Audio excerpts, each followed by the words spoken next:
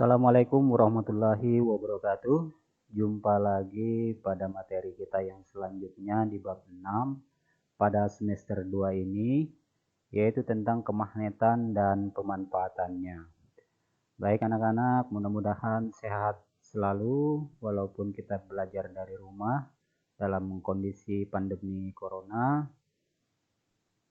Tingkatkan protokol kesehatan, jaga 3M, semoga sehat selalu. Baik, untuk materi kita, bagian yang akan kita pelajari, yang A adalah pemanfaatan medan magnet pada migrasi hewan, B. Teori dasar kemagnetan, C. Kemagnetan dalam produk teknologi. A. Pemanfaatan medan magnet pada migrasi hewan. Yang pertama adalah migrasi burung. Nah, di gambar bisa kalian perhatikan bagaimana burung melakukan migrasi mulai Januari sampai bulan Desember, ya, selalu bermigrasi. Beberapa jenis burung, misalnya burung elang dan burung layang-layang, melakukan migrasi pada tiap musim tertentu. Burung tersebut menggunakan partikel magnetik yang ada pada tubuhnya untuk menciptakan peta navigasi dengan memanfaatkan medan magnet bumi. Nah, medan magnet bumi juga digunakan burung merpati pos pada zaman dahulu. Nah, itu supaya nanti tidak tersesat. Kemudian yang kedua adalah migrasi ikan salmon. Nah, ikan salmon adalah ikan yang hidup di Samudra Atlantik dan Pasifik. Ikan ini merupakan ikan yang melakukan migrasi untuk berkembang biak. Ikan salmon memiliki kemampuan untuk kembali ke aliran sungai air tawar tempat awal mereka menetas dan tumbuh setelah berenang ribuan kilometer mengarungi lautan. Nah, jadi dia melakukan migrasi untuk berkembang biak. Yang ketiga adalah migrasi penyu. Penyu memulai dan mengakhiri migrasi di pantai timur Florida, Amerika Serikat. Jalur migrasi sepanjang 12.900 km melewati lautan Sargasso, wilayah perairan Laut Atlantik Utara. Nah, waktu yang dibutuhkan untuk sekali migrasi antara 5 sampai 10 tahun. Nah, biasanya kalau migrasi penyu ini dia lakukan untuk berkembang biak juga. Biasanya kalau misalnya dia bertelur di Maratua, kemudian nanti menetas, kemudian besar, mengarungi samudra dan lain-lain. Nanti ketika dia bertelur, dia akan kembali lagi ke Pulau Maratua. Nah, demikian. Kemudian yang keempat adalah migrasi lobster duri. Nah, ada banyak jenis lobster, salah satunya adalah lobster duri. Lobster ini merupakan jenis lobster air laut yang melakukan migrasi. Seorang peneliti mendeteksi medan magnet dengan cara meletakkan lobster duri ke dalam bak air yang dapat diatur medan magnetnya. Setiap kali medan magnet dirubah, lobster duri akan menyesuaikan diri untuk tetap bergerak menuju arah kutub utara. Hasil penelitian tersebut menunjukkan bahwa lobster duri mampu merasakan medan magnet bumi untuk memandu migrasi yang dilakukan dari lepas pantai. Kemudian yang kelima adalah migrasi dalam tubuh bakteri. Nah, tahukah kamu bahwa dalam tubuh bakteri itu terdapat organel atau komponen, khususnya disebut dengan magnetosom. Nah, magnetosom ini merupakan bakteri ini merupakan kelompok bakteri yang mampu melakukan navigasi dan bermigrasi dengan memanfaatkan medan magnet. Beberapa jenis bakteri ini memiliki flagela yang berfungsi sebagai pendorong saat bergerak. Nah, ini adalah contoh-contoh daripada pemanfaatan medan magnet yang dilakukan oleh hewan. Oke, selanjutnya yaitu tentang teori dasar kemagnetan. Nah, di sini kalian bisa memperhatikan ada beberapa jenis bentuk daripada magnet. Ada yang berbentuk batang, ada yang berbentuk U, ada yang berbentuk bulat, ya, ada yang berbentuk jarum, dan lain-lain sebagainya.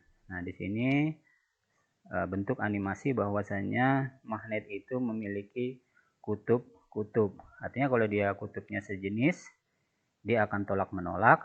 Kemudian kalau tidak sejenis, dia akan tarik menarik. Tarik menarik. Kutubnya ada berapa? Ada dua. Ada selatan dan utara. Ya. Oke. Dalam teori dasar kemagnetan ini nanti kita akan pelajari yang pertama adalah konsep gaya magnet, yang kedua adalah teori kemagnetan bumi, yang ketiga gaya Lorentz, yang keempat adalah induksi elektromagnet. Oke, kita langsung saja. Yang pertama adalah konsep gaya magnet. Sifat magnet bahan. Yang pertama adalah bahan ferromagnetik. Benda-benda atau bahan-bahan yang sangat mudah dipengaruhi oleh magnet dan dibuat magnet disebut bahan ferromagnetik. Bahan ferromagnetik dapat berupa logam murni maupun campuran. Contoh logam murni yang bersifat ferromagnetik yaitu besi, baja, nikel, dan kobalt. Adapun logam campuran yang termasuk bahan ferromagnetik yaitu baja, kobalt, baja nikel, aluminium nikel, kobalt atau alnico, besi nikel, permaloy, dan besi nikel kobalt atau perminpar. Yang kedua adalah bahan paramagnetik. Bahan paramagnetik dapat dipengaruhi oleh magnet, tetapi tidak dapat dibuat menjadi magnet buatan. Contoh bahan paramagnetik yaitu mangan, platina, aluminium, magnesium, timah atau tin, oksigen, dan udara. Kemudian yang ketiga adalah bahan diamagnetik. Benda-benda atau bahan-bahan yang sukar sekali dipengaruhi oleh magnet dinamakan bahan diamagnetik. Apabila benda diamagnetik diletakkan di udara atau di ruangan hampa udara, bahan diamagnetik akan ditolak oleh magnet, meskipun dengan gaya tolak yang sangat kecil. Contohnya adalah bismut, antimon, seng, murni, raksa, timbal, perak, emas, air, fosfor, dan tembaga. Nah, yang selanjutnya, konsep gaya magnet. Cara membuat magnet itu ada 3.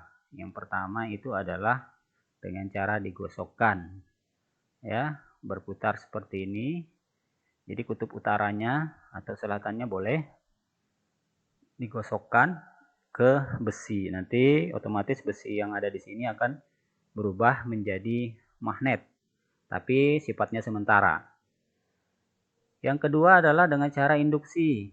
Nah, cara induksi ini magnet itu didekatkan dengan paku. Paku dalam hal ini adalah besi.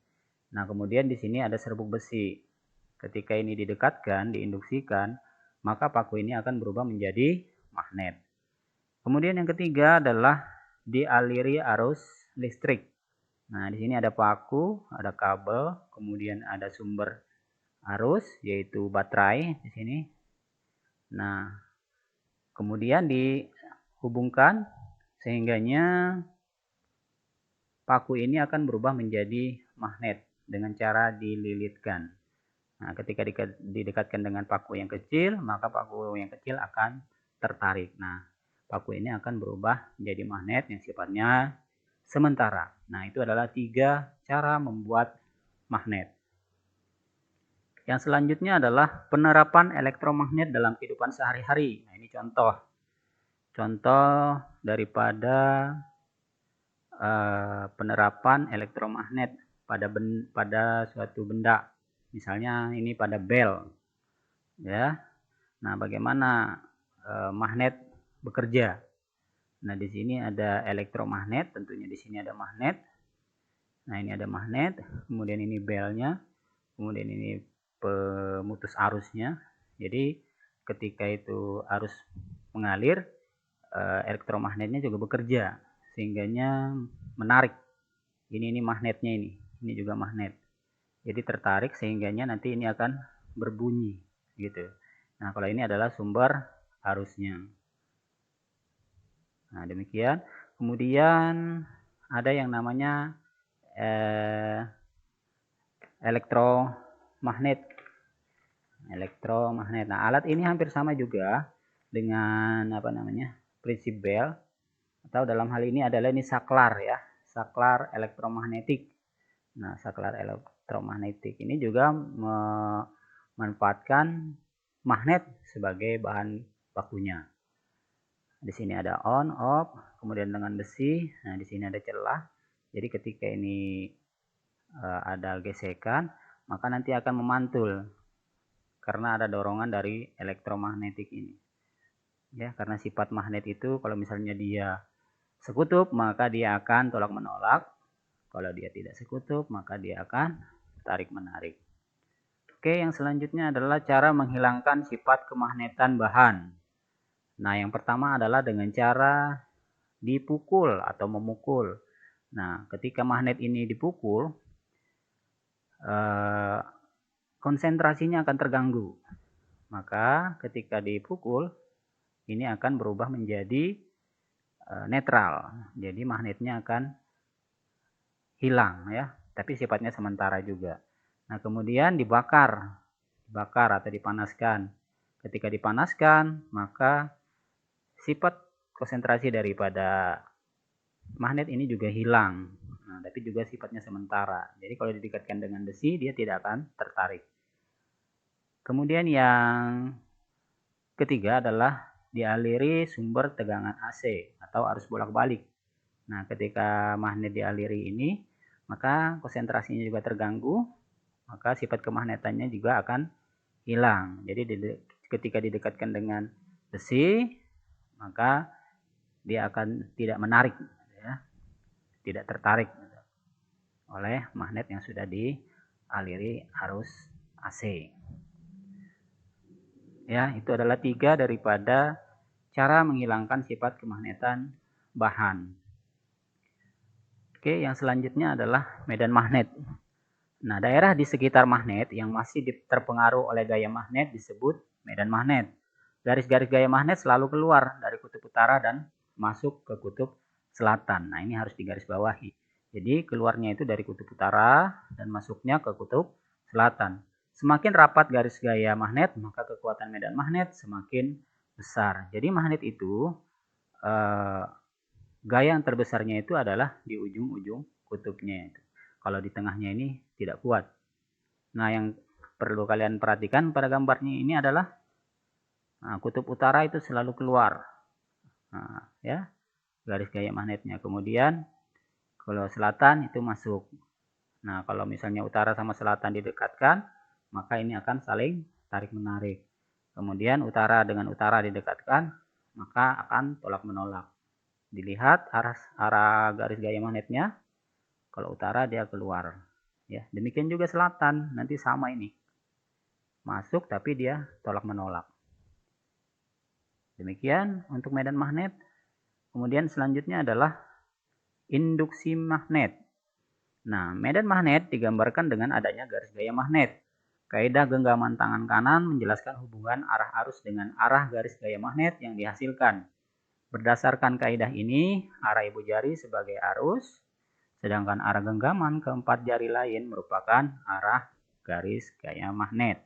Nah, bisa kalian perhatikan pada gambar, kalian juga bisa menerapkannya di rumah, bahwasanya jempol ke atas itu adalah arah arus listrik, kemudian yang keempat jari kalian itu adalah arah medan magnet, ya. Oke, yang selanjutnya adalah teori kemagnetan bumi. Nah, kutub magnet bumi ini mengakibatkan jarum kompas berarah ke utara dan selatan. Kutub utara bumi berdekatan dengan kutub selatan kemagnetan bumi. Dan kutub selatan bumi berdekatan dengan kutub utara kemagnetan bumi. Namun, letak kutub kemagnetan bumi tidak berimpit dengan kutub bumi sehingga mengakibatkan penunjukan arah jarum kompas tidak tepat menuju kutub-kutub bumi. Dengan demikian, akan terbentuk sudut deklinasi, yaitu sudut yang dibentuk oleh jarum kompas dengan arah utara dan selatan. Selain itu juga terbentuk sudut inklinasi, yaitu sudut yang dibentuk dari penyimpangan magnet terhadap arah barat dan timur geografis. Nah, bisa kalian perhatikan pada gambar.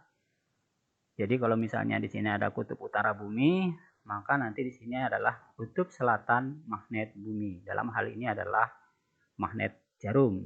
yaitu kompas ya. Kalau kutub utara magnet bumi itu akan ketemu dengan kutub selatan bumi. Jadi kemanapun arah kompas ini nanti diputar, dia akan menuju misalnya kalau di selatan, dia akan ke utara. Demikian, itu adalah teori kemagnetan bumi. Yang selanjutnya adalah gaya Lorentz. Nah, gaya Lorentz adalah gaya yang ditimbulkan akibat interaksi penghantar berarus dalam medan magnet. Penentuan arah gaya dipengaruhi oleh arus dan medan magnet. Metode ini dikenal dengan kaidah tangan kanan, ya. Kaidah tangan kanan. Nah, lihat jempol sama dengan yang tadi ya. Arus listrik. Nah, yang ke jari tengah, jari telunjuk itu medan magnet, jari tengah itu adalah gayanya. Nah, dengan persamaan adalah F sama dengan B kali I kali L. Apa itu F? Yaitu adalah gaya Lorentz dengan satuan Newton. Terus yang B adalah medan magnet, satuan Tesla.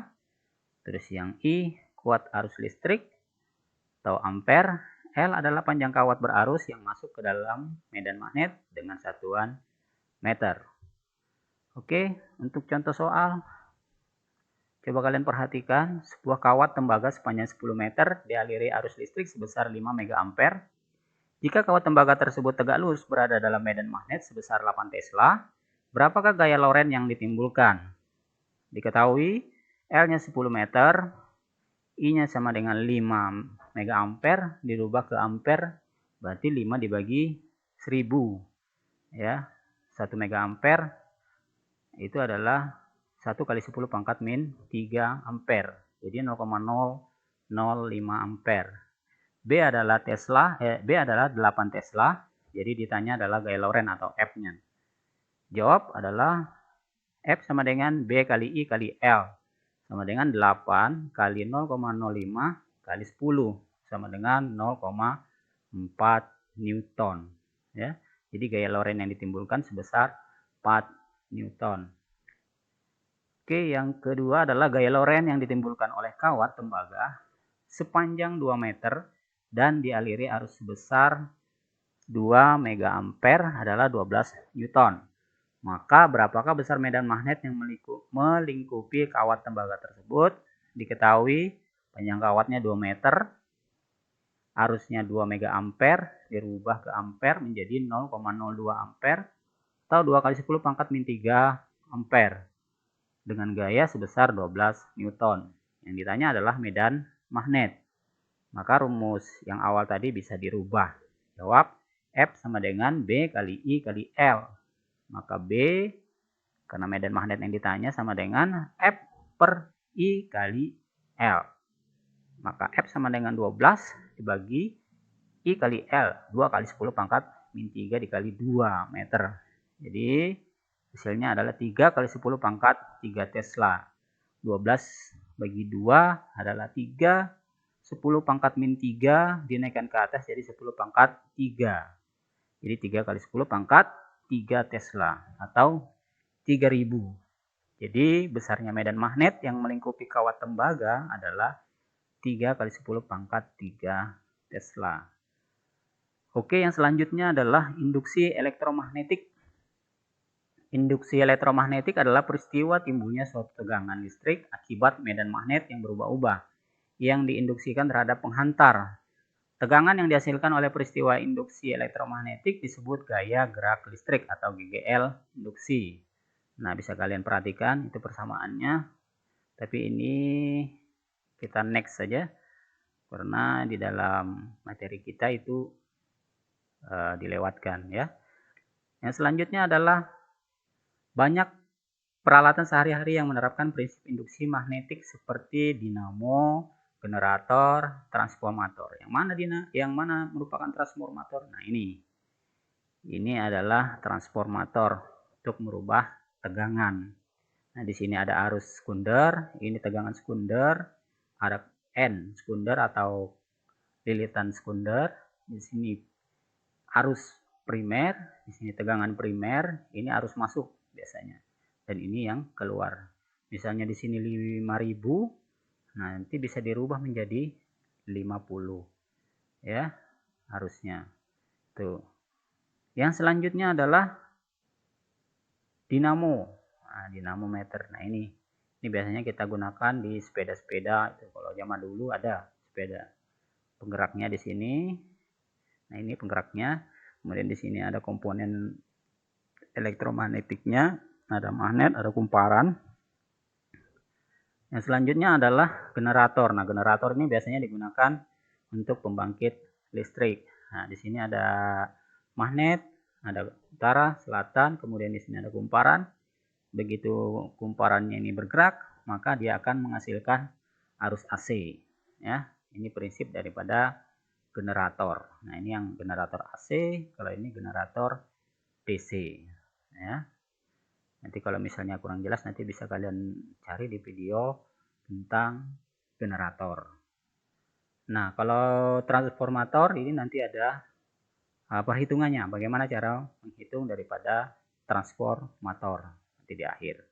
Oke, yang selanjutnya adalah transformator. Nah, ini alat yang mampu mengubah nilai tegangan listrik dalam suatu rangkaian listrik. Transformator dibedakan menjadi dua, yaitu step up dan step down. Transformator step up itu menaikkan tegangan listrik bolak-balik, sedangkan step down itu untuk menghasilkan tegangan listrik bolak-balik yang lebih rendah atau lebih kecil. Jadi dia tidak hanya menaikkan tegangan saja, tapi menurunkan tegangan. Berarti transformator adalah alat yang mengubah nilai daripada tegangan listrik. Oke. Yang selanjutnya adalah induksi elektromagnetik. Nah, ini hubungan keseimbangan kesebandingan tegangan jumlah lilitan dan arus pada transformator sebagai berikut. Nah, ini persamaannya.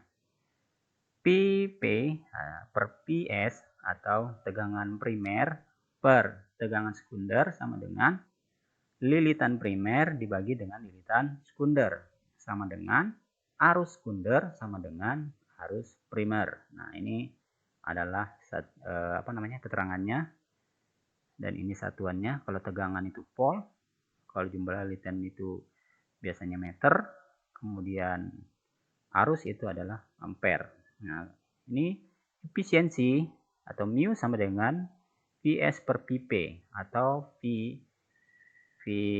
in dan per V out dikali 100%. Dengan mu adalah efisiensi trafo, ini adalah daya primer, nah ini daya sekunder, satuannya watt. Ya, untuk contoh soalnya di sebelah. Nah, ini contoh soalnya. Sebuah transformator memiliki 300 lilitan primer dan 30 lilitan sekunder. Diketahui tegangan pada lilitan primer adalah 220 volt. Tentukan besar tegangan pada lilitan sekunder. B, jika arus listrik yang mengalir pada lilitan primer sebesar 0,5 mA, berapakah arus listrik yang mengalir pada lilitan sekunder? C, tentukan efisiensi transformator.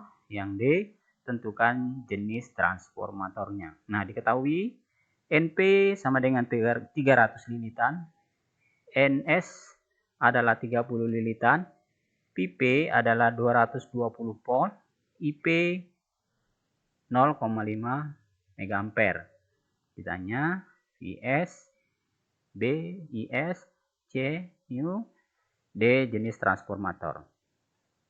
Jawab. A, tegangan sekunder atau Vs. Persamaannya adalah NP per Ns sama dengan PP per Vs. Kita masukkan saja, NP-nya adalah 300, Ns-nya adalah 30, sama dengan 220 dibagi dengan Vs. Maka Vs sama dengan 220 kali 30 per 300 sama dengan 22 volt. Ya, ini tinggal kalian bagikan saja, nanti 0,1 dikali 220, jadi 22 volt. Yang B adalah arus sekunder atau IS. Persamaannya adalah NP per Ns sama dengan IS per IP.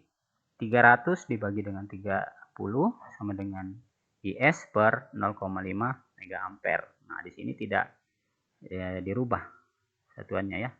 Maka IS sama dengan 300 kali 0,5 dibagi dengan 30. Hasilnya adalah 5 mega ampere, ya. Oke, yang selanjutnya saya pikir jelas ini ya.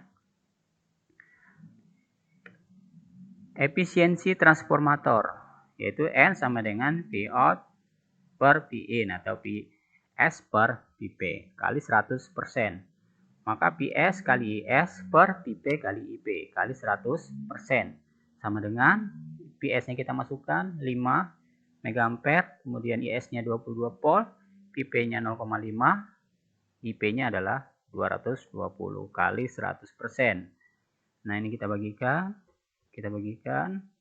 ya, persamaannya juga ketemu. Hanya berlaku pada persamaan ini hanya berlaku pada transformator ideal, maka pada permasalahan ini efisiensinya pasti 100%. Nah, ini kalau dibagi nih habis ya. Habis. Oke. Berarti hasilnya efisiensinya adalah 100%. Nah, yang D adalah karena Vp lebih besar daripada Ps dan Np lebih besar daripada Ns, maka transformator tersebut adalah transformator step down, ya, atau menurunkan tegangan. Jadi tegangannya menjadi turun, ya. Seperti ini kita lihat, ya kan? Dari 220 menjadi 22 volt, ya, tegangannya turun.